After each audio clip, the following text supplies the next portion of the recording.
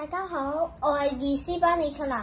我今日會講點混合加減混合法點應用喺日常生活度。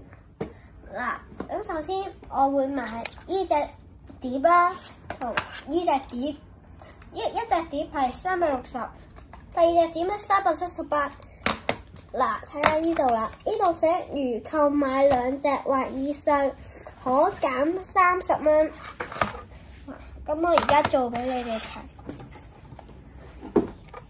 首先係370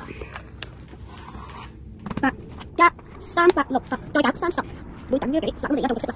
378加360，多嚟等於等於10，等於738，減30等於即係30，即係都減0等於8，3減3等於708，咁你就等於708。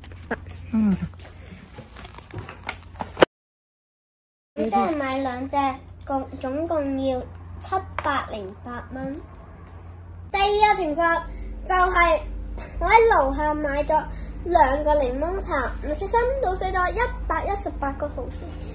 嗱，咁我而家我仲可以飲幾多毫升啊？嗱，你睇住啦，係250毫升一盒250毫升，第二盒都係啊。咁即係調色幾多啊？咁即係毫升加埋再減118等於幾多？咁我哋而家就一齊計啦。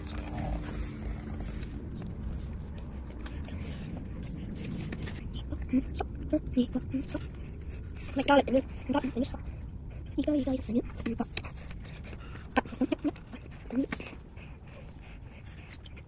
之後呢度轉位，轉位有變色4，之後有變色10，之後有這位，之後變成9，變成10，10減2，9減1，4減1，3等於382。嗱，咁我哋總共可以飲382毫升啦。拜拜。